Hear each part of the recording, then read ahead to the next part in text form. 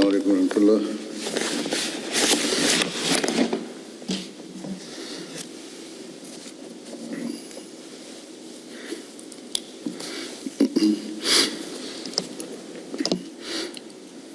أشهد أن لا إله إلا الله وحده لا شريك له وأشهد أن محمدا عبده ورسوله أما بعد فأعوذ بالله من الشيطان الرجيم بسم الله الرحمن الرحيم الحمد لله رب العالمين الرحمن الرحيم مالك يوم الدين إياك نعبد وإياك نستعين اهدنا الصراط المستقيم صراط الذين أنعمت عليهم غير المغضوب عليهم ولا الضالين۔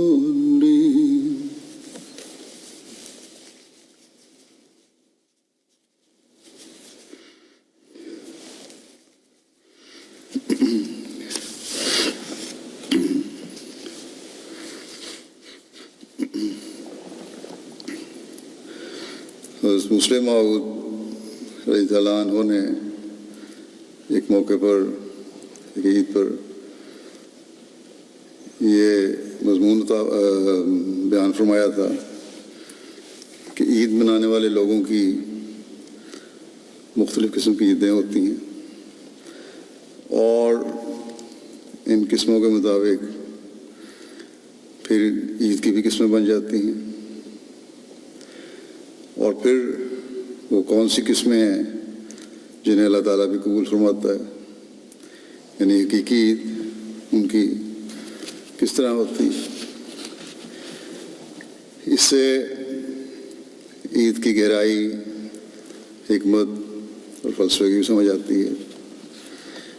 اپنی اصلاح اور حقیقی عید منانے کی کوشش کی طرف بھی توجہ ہوتی ہے۔ بہرحال اس مضمون سے استفادہ کرتے ہوئے آج میں کچھ بیان کروں گا اسی حوالے سے۔ انسان کی زندگی مجموعہ ہے عادات کا اور جذبات کا، یعنی زیادہ تر حصہ انسانی زندگی میں انہی دو چیزوں کا ہے، خاص طور پر اپنی معاشرتی زندگی گزارنے کے لیے اور مذہبی زندگی گزارنے کے لیے۔ معاشرے کے رسم و رواج اور بہت سے کام انسان جذبات اور عادات کے ذریعے اثر ہی کر رہا ہوتا ہے۔ عید کے متعلق بھی بہت سے لوگ ہوتے ہیں جو حقیقت میں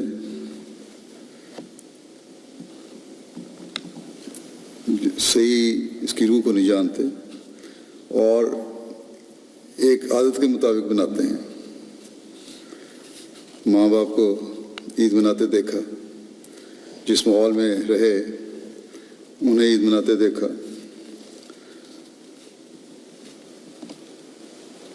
اس لیے عید مناتے ہیں کہ ہم مسلمان ہیں اور خدا اور رسول کا ایک حکم ہے کہ عید مناؤ، یا دوسری مذہبی باتیں کہنے کی عادت پڑ گئی ہے۔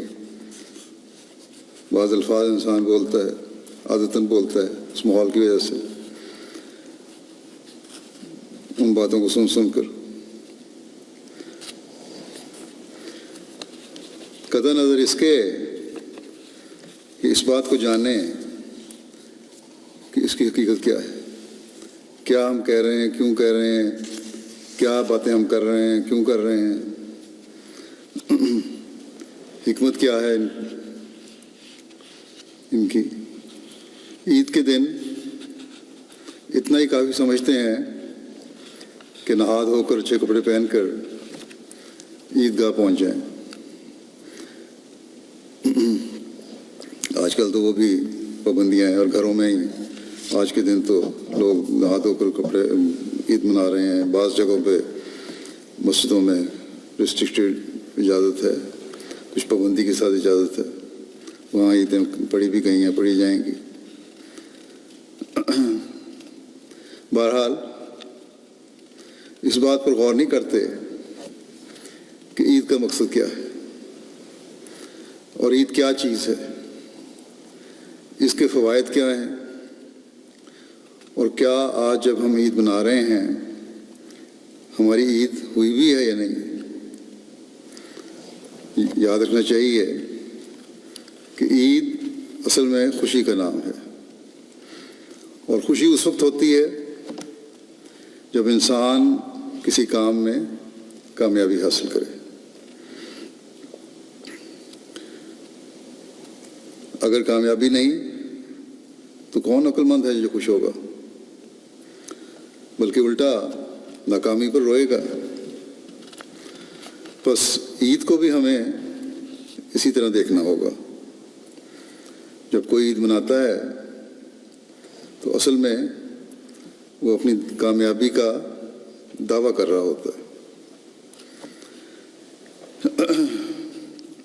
جب یہ کامیابی کا دعویٰ ہے تو ہم میں سے ہر ایک کو اس بات پر غور کرنا چاہیے کہ کیا حقیقت میں کامیابی ہے، اور کیا اس کامیابی کی وجہ سے اسے حق حاصل ہو گیا ہے کہ وہ عید منائے. سوچنے والی بات یہ ہے کہ ایک دن ہم عید کا مقرر کر کے اس دن ہم اچھے کپڑے پہن لیں، کھانا پینا اچھا کر لیں، ظاہری طور پر رونق لگا لیں، شور شرابہ کر لیں، دعوتیں کھا لیں اور کھلا دیں. ان سب چیزوں میں ہم کچھ نہ کچھ خرچ کرتے ہیں، مفت نہیں سارے کام ہوتے. تو جس عید پر ہم صرف خرچ کرتے ہیں اور وہ ہمیں کچھ دے کر نہیں جاتی، وہ عید تو نہیں ہو سکتی. پھر یا کچھ حاصل بھی کیا تو وقت خوشی. عید تو وہ ہے جو ہمیں کچھ دے کر جائے، اور وہ باطنی عید، اندرونی عید ہے، دلی عید ہے. وہ عید ہے جو ہماری روح کو سیراب کرے، جو ہمیں کچھ دے. اور ایک مسلمان کے لیے سب سے بڑی دولت اللہ تعالیٰ کی رضا حاصل کرنا ہے، اور ہونا چاہیے. اور یہی حقیقی عید ہے، کیونکہ اس میں کامیابی نظر آ رہی ہے. روزوں کے بعد یہ عید اللہ تعالیٰ نے اس لیے رکھی ہے تاکہ یہ خوشخبری دے کہ روزے قبول ہو گئے. بس عید پر ہمیں یہ دیکھنے کی ضرورت ہے کہ کیا حقیقت میں ہمارے روزے قبول ہو گئے، کیا واقعہ میں خدا تعالیٰ نے ہمیں اپنی عبادت کی توفیق دی، اور کیا واقعہ میں ہماری وہ عبادت قبول بھی ہو گئی. کیا پتہ کہ جس عبادت کی ہمیں توفیق ملی وہ قبول بھی ہوئی ہے یا نہیں. کئی باتیں قبول نہیں ہوتی. ایک شخص نے رسول کریم صلی اللہ علیہ وسلم کے سامنے جلدی جلدی نماز پڑھی. جو نماز سے فارغ ہوا تو نبی کریم صلی اللہ علیہ وسلم نے فرمایا پھر نماز پڑھو، کیونکہ تمہاری نماز قبول نہیں ہوئی. اس نے پھر جلدی جلدی نماز پڑھی. رسول کریم صلی اللہ علیہ وسلم نے پھر فرمایا کہ پھر نماز پڑھو، تمہاری نماز قبول نہیں ہوئی. اس نے پھر نماز پڑھی. پھر اسے حضرت صلی اللہ علیہ وسلم نے یہی فرمایا. تو اس پر اس شخص نے کہا کہ کس طرح نماز پڑھوں. تو آپ صلی اللہ علیہ وسلم نے فرمایا آہستگی اور سکون سے نماز پڑھو، اسی طرح یہ اصل نماز ہے، بس اس کو ہمیں پڑھنا چاہیے۔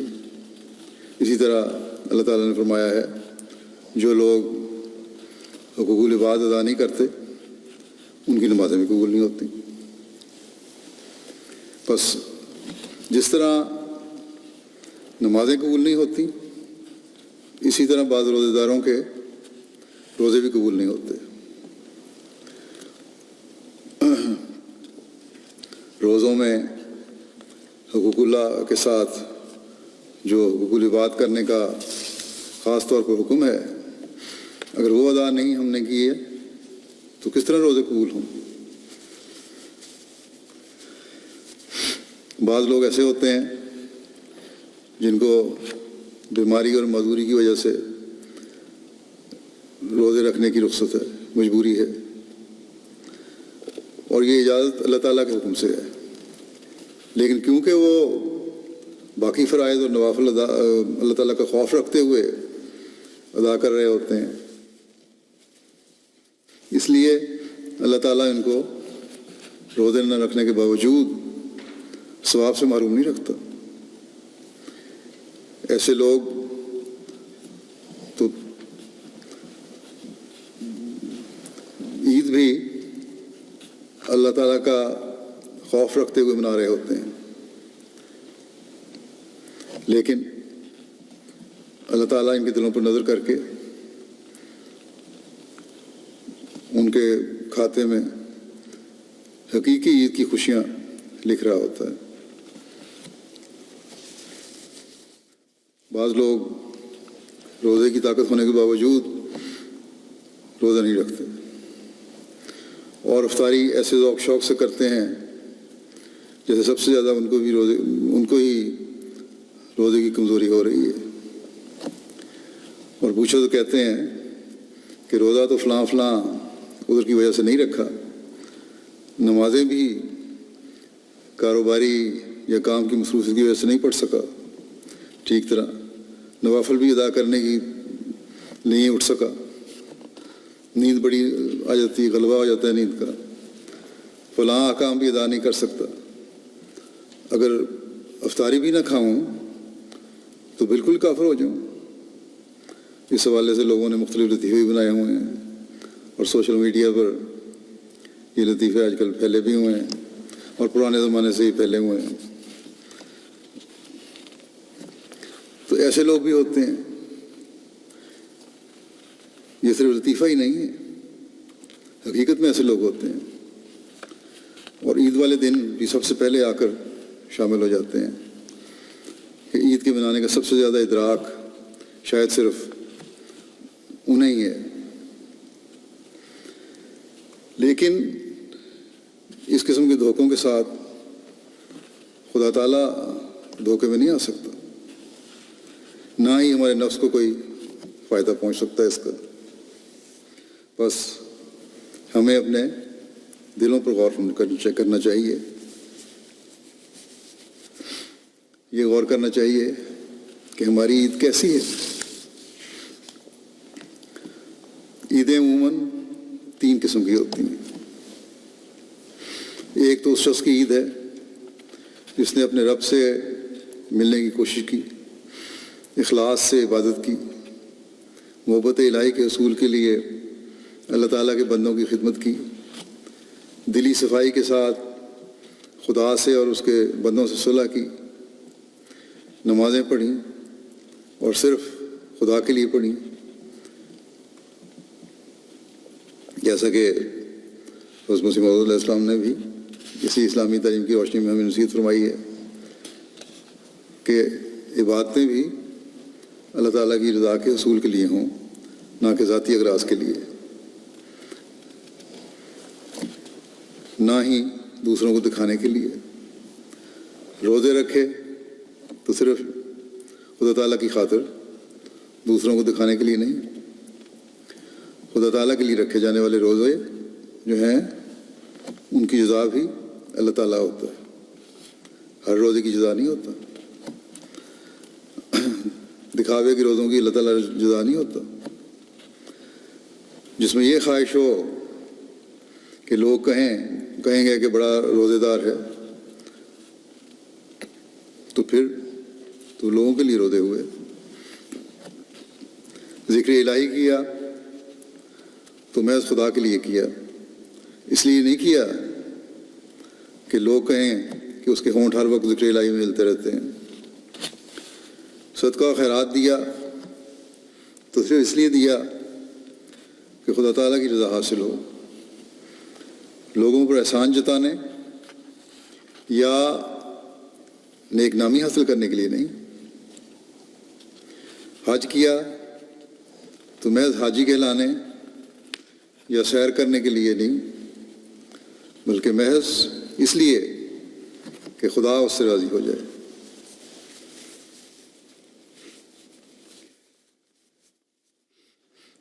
تبلیغ کی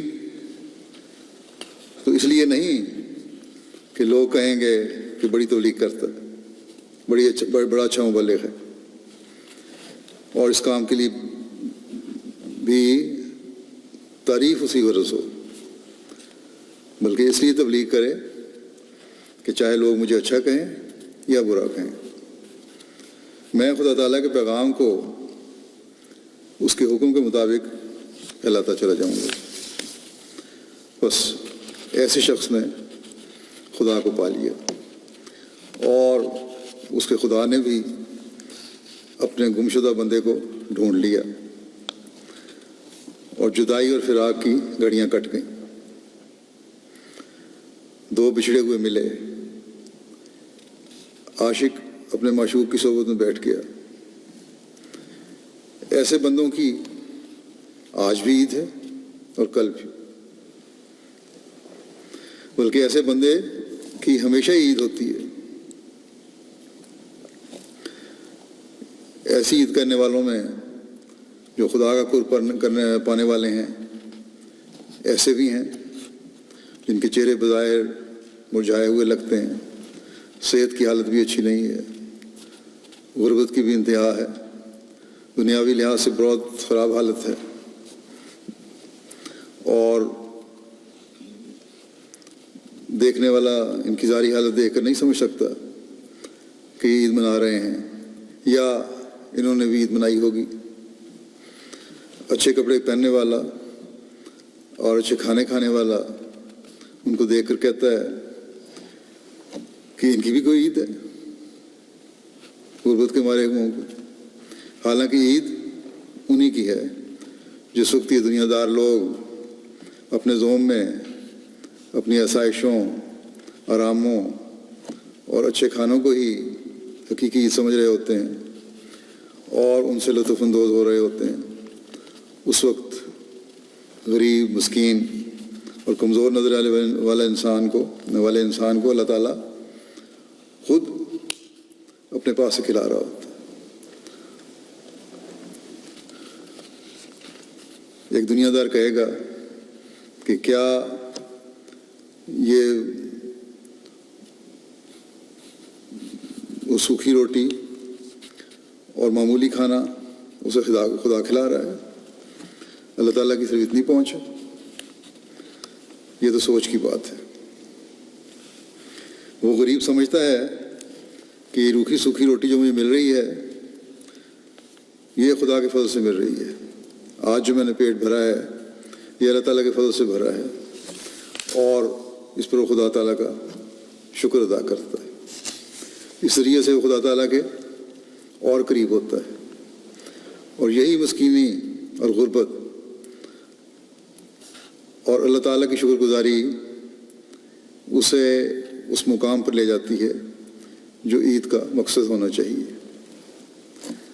دنیا دار تو ظاہری آسائشوں کے ساتھ دنیا داری کی عید میں ڈوب کر وقتی خوشی کے سامان کر کے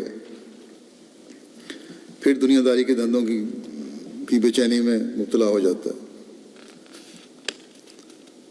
لیکن یہ مسکین شخص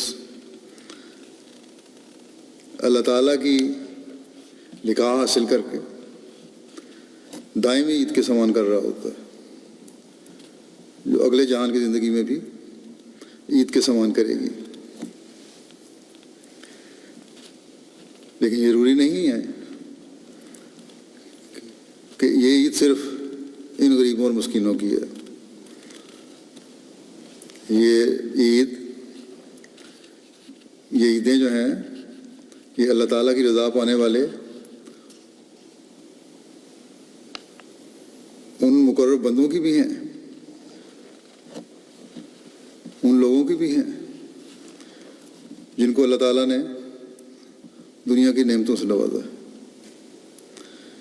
جن کے ظاہری لباس بھی اچھے ہیں، جنہیں کھانے بھی اچھے نصیب ہوتے ہیں، اور جو سنت نبی کے مطابق خوشبو بھی لگاتے ہیں اور بڑی اچھی اچھی خوشبوئیں لگاتے ہیں. اور اس ظاہری زینت اور ظاہری زیب و زینت جو ہے اس کے ساتھ اللہ تعالیٰ کا قرب بھی باطنی طور پر انہیں حاصل ہوتا ہے. وہ اللہ تعالیٰ کی دی ہوئی نعمتوں سے جہاں خود فیض حاصل کرتے ہیں، وہاں اللہ تعالیٰ کی رضا کے حصول کے لیے اس کے بندوں کے بھی حق ادا کر رہے ہوتے ہیں.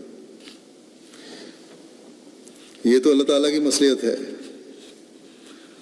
وہ کس کو کس طرح نوازتا ہے، کس ذریعے سے اپنا قرب عطا فرماتا ہے. وہ اپنے بندے کو کانٹوں سے گزارتے ہوئے بھی اپنے پاس بلاتا ہے، اور اب کسی بندے کو پھولوں کی سیج پر سے گزارتے ہوئے اپنے پاس جگہ دیتا ہے. وہ بیوقوف ہے جو یہ کہتا ہے کہ کانٹوں سے پر سے چل کر آنے والا ہی خدا رسید اور مقبول ہے، اور وہ بھی بیوقوف ہے جو یہ کہتا ہے کہ پھولوں کی سیج پر چل کر آنے والا ہی اللہ تعالیٰ کی بارگاہ میں مقبول ہے. ہمیشہ یاد رکھنا چاہیے کہ جس طرح اللہ تعالیٰ کی مختلف صفات ہیں، اسی طرح اس کے پاس پہنچنے کے راستے بھی مختلف ہیں. بعض لوگ اس کو نہ سمجھنے کی وجہ سے اللہ تعالیٰ کے بندوں پر اعتراض کر دیتے ہیں.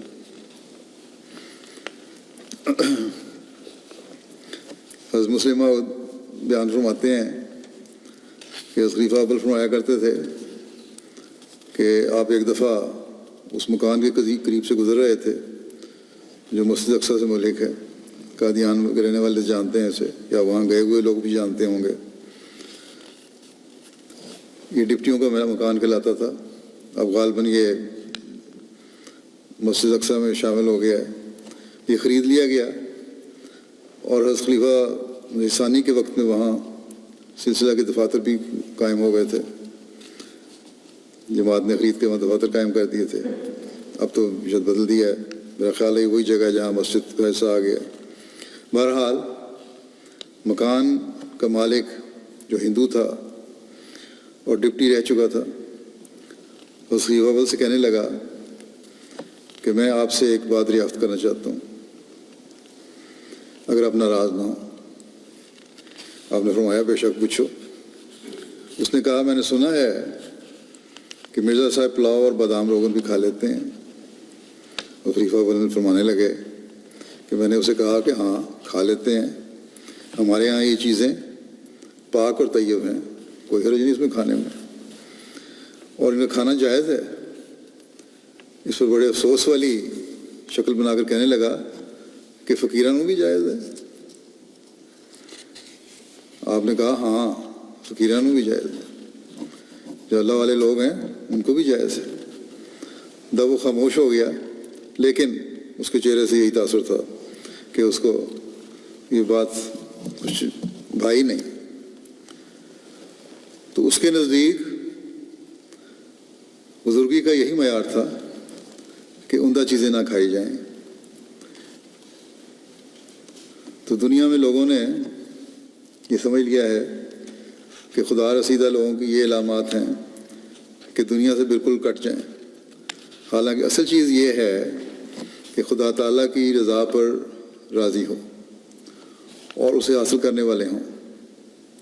اللہ تعالیٰ عمدہ کھلائے، پہنائے تو پہنیں اور کھائیں۔ اللہ تعالیٰ غربت اور مسکینی سے گزار کر قرب دینا چاہے تو اس امتحان میں بھی پورا اتریں۔ بس نہ کھانا خدا کی محبت کا ثبوت ہے، اچھا کھانا، اور نہ فاقہ کرنا اس کے قرب کی دلیل ہے۔ حضرت صلی اللہ علیہ وسلم کی زندگی میں ہمیں آپ کے ہر پہلو نظر آتا ہے۔ آپ کے فاقوں کی مثالیں بھی ملتی ہیں، اور عام کھانے کی مثالیں بھی ملتی ہیں، اور عمدہ کھانے کی مثالیں بھی ملتی ہیں۔ جو اللہ تعالیٰ کا قرب آپ صلی اللہ علیہ وسلم کو حاصل ہوا، وہ کسی کو نہ کبھی ملا نہ مل سکتا ہے۔ بس آپ کے نمونے رسوا ہمارے سامنے ہیں۔ اگر صرف خراب کھانا یا فاقے کرنا ہی اللہ تعالیٰ سے تعلق پیدا کرنے کی ضروری ہے، تو پھر کیا ایسے لاکھوں کروڑوں انسان ایسے نہیں جو فاقے کرتے ہیں لیکن ان کا خدا تعالیٰ سے کچھ تعلق نہیں ہے؟ اور لاکھوں کروڑوں انسان ایسے بھی ہیں جو اچھے کھانے کھاتے ہیں لیکن خدا تعالیٰ کی محبت سے محروم ہیں۔ بس خدا تعالیٰ سے تعلق کا ثبوت انسان کے کھانوں یا فاقے پر نہیں، بلکہ خدا تعالیٰ سے محبت کا ثبوت خدا تعالیٰ کے سلوک پر ہے۔ یہ یاد رکھنے والی چیز ہے۔ نہ عمارت سے یہ محبت ملتی ہے، نہ صرف غربت سے ملتی ہے۔ عمارت نے بہت سے فرعون پیدا کیے، جہاں امیر لوگوں میں بہت سے فرعون بھی پیدا ہوئے، وہاں غربت نے بہت سے کافر بھی بنا دیے۔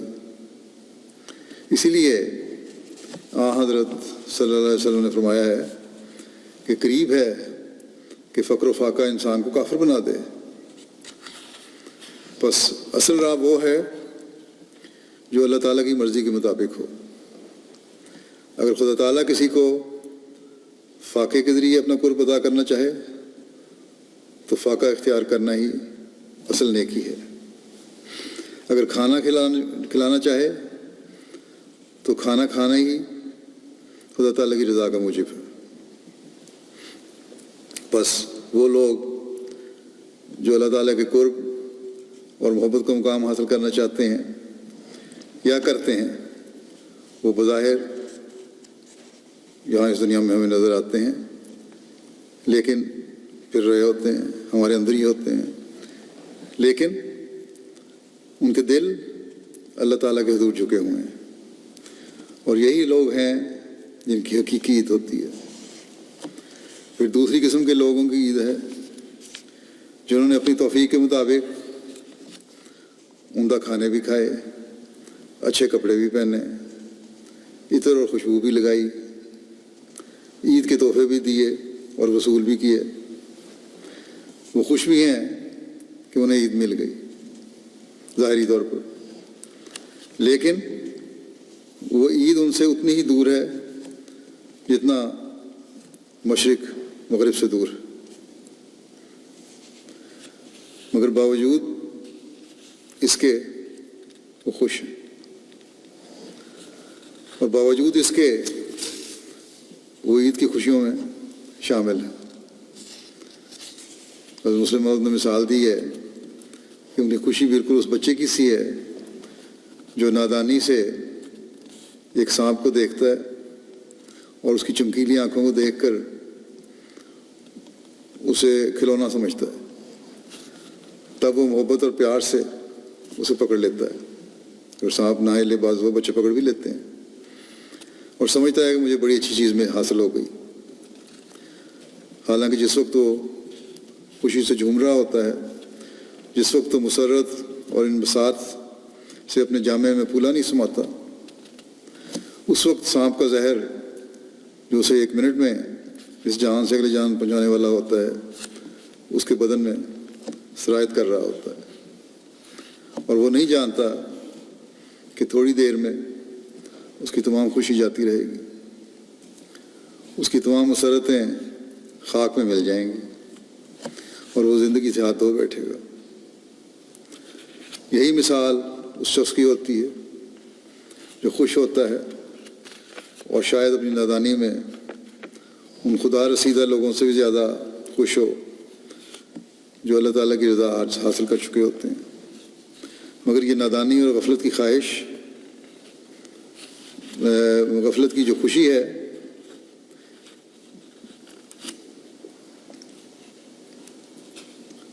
بے شک اس کے خیال میں یہ عید ہے، لیکن ماتم کی پیش خبری ہے، افسوسناک خبر کی پیش خبری ہے۔ تو جو خدا کو بھول کر، اس کے حقوق بھول کر، اس کی مخلوق کے حقوق بھول کر صرف اپنی اور اپنے قریبیوں کی خوشی کر رہے ہوتے ہیں اور عید منا رہے ہیں، وہ اللہ تعالیٰ کی ناراضگی اور ناپسندیدگی کو مول لے کر اپنی دنیا اور آخرت خراب کر رہے ہوتے ہیں۔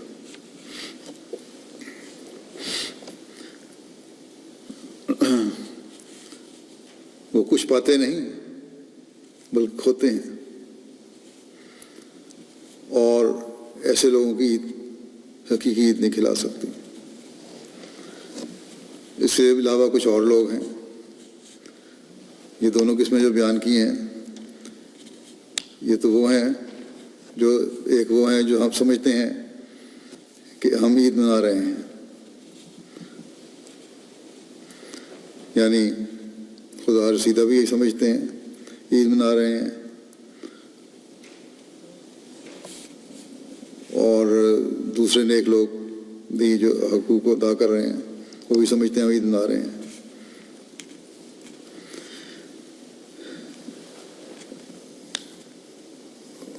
اور وہ بھی ہیں اسی طرح دوسری قسم ہے جو میں نے بیان کی، جنہیں حقیقی عید نصیب نہیں ہوئی اور دھوکے میں سمجھتے ہیں کہ ہم عید منا رہے ہیں۔ لیکن ایک تیسری قسم بھی ہے، یہ تیسری قسم کے لوگ وہ ہیں جو ان دونوں سے بالکل مختلف ہیں، الگ قسم۔ یہ وہ لوگ ہیں جو جانتے ہیں کہ ہم گناہ گار ہیں، احساس ہے، جو دل میں خیال کرتے ہیں کہ روزے تو رکھے،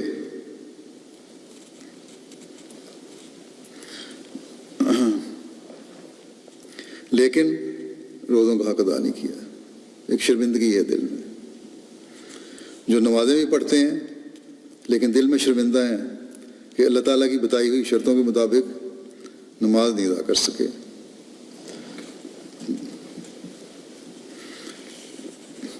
ہر ایک یہ سمجھتا ہے ان میں ایسے لوگوں میں سے کہ آج بھی عید پر شاید ایک رسم اور لوگوں کو دکھانے کے لیے عمدہ لباس پہن کر مجلس میں آ گیا ہوں اور عمدہ کھانا بھی کھا رہا ہوں، مگر اس کا دل رو رہا ہوتا ہے، اس کا دماغ پریشان ہے،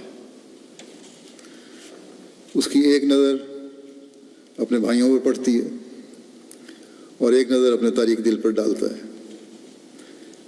ہر تر لقمہ، ہر وہ لقمہ جو اپنے مزے میں، جس کو کھانے کے لحاظ سے بھرپور لقمہ کہہ سکتے ہیں، اسے جھنجھوڑتا ہے اور اس کے حلق سے نیچے نہیں اترتا۔ اچھے سفید کپڑے تو پہنے ہوئے ہیں، لیکن انہیں دیکھ کر اس کا دل روتا ہے کہ کاش میرا اندرونہ بھی ایسا ہی ہوتا، صاف ہوتا۔ اپنے بھائی پر نظر پڑے تو اپنی کمزوریاں اور ابھر کر سامنے آ جاتی ہیں، خاص طور پر ان لوگوں کو دیکھ کر جن کا اللہ تعالیٰ سے خاص قرب ہے اور سمجھتا ہے کہ میری حالت کی چوری پکڑی گئی، شاید میرے گناہ اسے نظر آ گئے ہیں، شاید میرے نقائص اسے نظر آ گئے ہیں۔ ہر دفعہ جب اپنے بیوی بچوں اور دوستوں اور ہمسایوں پر نگاہ دوڑاتا ہے اور پھر اپنے نفس پر غور کرتا ہے تو شرمندہ ہو جاتا ہے اور ندامت سے اپنا سر جھکا لیتا ہے۔ ظاہر میں تو مجلس میں شامل ہوتا ہے، لیکن دل اپنے گناہوں کی وجہ سے ندامت اور شرمندگی سے پر ہوتا ہے۔ خیال کرتا ہے کہ شاید اس مجلس میں میں ہی ایسا ہوں جو حقیقی عید سے محروم ہے، اور ضمیر ملامت کرتا ہے کہ نہ ادھر کے رہے نہ ادھر کے رہے، نہ ان میں شامل ہوں جو غفلت اور نادانی سے عید منا رہے ہیں، اور نہ ان میں شامل ہوں جو وصال الہی کی خوشی میں عید منا رہے ہیں۔ پھر سوچتا ہے کہ خدا تعالیٰ بڑا ستار ہے، اگر میں ظاہر میں عید منا لوں تو کیا تعجب کہ خدا تعالیٰ مجھے باطن میں بھی عید منانے کی توفیق دے دے۔ جس طرح خدا تعالیٰ نے میرے ظاہر کی ستاری کی ہے، میرے باطن کی بھی ستاری کر دے، میری اندرونی حالت کی بھی ستاری کر دے۔ اللہ تعالیٰ جو بندوں پر بہت رحم کرنے والا اور بخشنے والا ہے، اپنے بندے کو مایوس نہیں کرتا۔ جب بندہ سوچتا ہے کہ اصل عید تو خدا تعالیٰ کے ملنے سے ہے، یہ مجھے میسر نہیں آ رہی، نفس بار بار اسے ملامت کرتا ہے کہ کیا تمہارے عمل ہیں؟ توبہ کرتا ہے، اللہ تعالیٰ کی طرف جھکتا ہے، ندامت محسوس کرتا ہے، اور پھر جب پشیمانی اس کو بے چین کر دیتی ہے تو خدا تعالیٰ بھاگ کر اس کے پاس آتا ہے۔ حضرت صلی اللہ علیہ وسلم نے فرمایا کہ اللہ تعالیٰ اپنے بندے کی توبہ سے اس سے زیادہ خوش ہوتا ہے جتنا کوئی شخص صحرا میں ہو اور اس کی مٹھی گم ہو جائے، جس پر اس کی خوراک اور پانی بھی ہو، اور پھر اچانک وہ اسے مل جائے، اور اس اونٹنی کو دیکھ کر اس کی خوشی کی انتہا نہیں ہوگی۔ اللہ تعالیٰ اپنے بندے کی حسرت اور ندامت کو رائے کہاں نہیں جانے دیتا۔ اللہ تعالیٰ جانتا ہے کہ جس کے پاؤں تھے، جو نیک عمل کرنے والا تھا، وہ چل کے میرے پاس آ گیا۔ نیک لوگ تھے، ان کو اتنی توفیق اللہ تعالیٰ نے دی ہوئی تھی، ان کے پاؤں تھے جن سے چل کے وہ اللہ تعالیٰ کے پاس چلے گئے، اور جس کے پاؤں تھے دوسری قسم کے وہ لوگ ہیں، ان کے بھی پاؤں تھے اور ان کے عمل، لیکن ان کے عمل دکھاوے کے تھے۔ وہ چل کر شیطان کے پاس چلے گیا۔ مگر وہ بندہ جس کے پاؤں نہیں ہیں، جو کہیں جانے کی طاقت نہیں رکھتا، چلو اللہ تعالیٰ فرماتا ہے کہ چلو میں اس کے پاس جاتا ہوں، وہ بہت زیادہ ندامت اور پشیمانی کا اظہار کر رہا ہے، توبہ اور استغفار کر رہا ہے، یہ گرا ہوا ہے تو اسے اٹھاتا ہوں، اپنے پاس لے آتا ہوں۔ بس ہمیں کوشش کرنی چاہیے کہ اگر پہلی قسم میں سے نہیں تو ہم اس تیسری قسم سے ہی بن جائیں کہ یہ بھی تحقیر کا مقام نہیں ہے، یہ بھی کوئی کم چیز نہیں ہے، یہ بھی کوئی ایسی چیز نہیں ہے جس سے انسان کی کا مقام گر رہا ہو۔ یہ بات یاد رکھنی چاہیے کہ کامل حسرت، کامل عجز، کامل انابت، کامل غم اور کامل دکھ جو انسان پر طاری ہو جائے وہ خدا تعالیٰ کا محبوب بنا دیتا ہے۔ بس ہمیں چاہیے کہ ہم دوسری قسم کی عید کرنے والوں میں سے نہ بنیں جن کا کام صرف کھانا پینا ہے اور دنیا کی آہو ہے۔ بلکہ ان میں سے بننے کی کوشش کریں جنہوں نے اللہ تعالیٰ کو پا لیا، یا کم از کم ان میں سے بنیں جو خدا تک ابھی نہیں پہنچے مگر وہیں گر گئے اور ندامت اور پریشانی کی وجہ سے دل ٹکڑے ٹکڑے ہو گیا اور اپنی جان کو رنج و الم کی وجہ سے ایسا ہلاک کیا کہ ان کی حالت دار کی وجہ سے عرش الہی ہل گیا اور عرش کا مالک خود چل کر ان کے پاس آیا اور انہیں اٹھا کر محبت کے مقام پر بٹھایا۔ بس ہمیں ہمیشہ یہ دعا اور کوشش کرنی چاہیے کہ یا پہلی قسم کی عیدیں ہمیں ملیں یا تیسری قسم کی عید ہمیں ملے، اور یہی عید ہے جو حقیقی خوشیاں دینے والی ہے۔ یہی عید ہے جو خرچ کروانے کے بجائے انعامات سے نوازتی ہے، بلکہ ہمیں کوشش کرنی چاہیے کہ جو دوسری قسم کی عید کو عید سمجھے ہوئے ہیں انہیں بھی حقیقی عید کا ادراک دلوانے کی کوشش کریں، دنیا کو اس حقیقی پیغام کے پہنچانے کی کوشش کریں جو اس زمانے میں حضرت صلی اللہ علیہ وسلم کے غلام صادق کے ذریعے سے ہمیں ملا ہے۔ انسان کو اللہ تعالیٰ کے حقوق اور اس کے بندوں کے حقوق کا صحیح فہم و ادراک دلوائیں تاکہ دنیا سے تاریکی کے بادل چھٹ جائیں، ہدایت کا سورج دنیا کو اپنی نورانی کے کرنوں سے جگمگا دے، خدا کی حقیقی بندگی دنیا میں قائم ہو جائے، تبھی ہماری عیدیں حقیقی عیدیں ہوں گی۔ اللہ تعالیٰ ہمیں یہ عید دیکھنے کی بھی توفیق عطا فرمائے۔ دعا کریں کہ تمام ان احمدیوں کے لیے بھی دعا کریں جن کو مذہب کے نام پر تکلیفیں دی جا رہی ہیں، جن کو قید و بند کی صورتوں میں رکھا گیا ہے، ان اسیران کے لیے جلد رہائی کی دعا کریں تاکہ وہ بھی آزادی سے عیدیں کر سکیں۔ امت مسلمہ کے لیے دعا کریں، دنیا کے امن کے لیے بہت دعا کریں۔ دنیا کے لیڈر جیسے پہلے ہی میں کہہ چکا ہوں اپنی عارضی تسکین کے لیے دنیا کو تباہی کے گڑھے میں دھکیل رہے ہیں، اور اس وبا کی وجہ سے بجائے اس کے کہ اللہ تعالیٰ کی طرف توجہ پیدا ہو، اس کے غضب کو مزید بھڑکا رہے ہیں اپنی حرکتوں سے۔ بس دنیا کو اللہ تعالیٰ کی طرف بلانے کی کوشش اور اس کے ساتھ دعاؤں کی بہت زیادہ ضرورت ہے۔ ہر احمدی کو اپنے اس فرض کو ہمیشہ یاد رکھنا چاہیے اور اسے ادا کرنے کی کوشش کرنی چاہیے۔ اللہ تعالیٰ ہمیں اس کی توفیق عطا فرمائے۔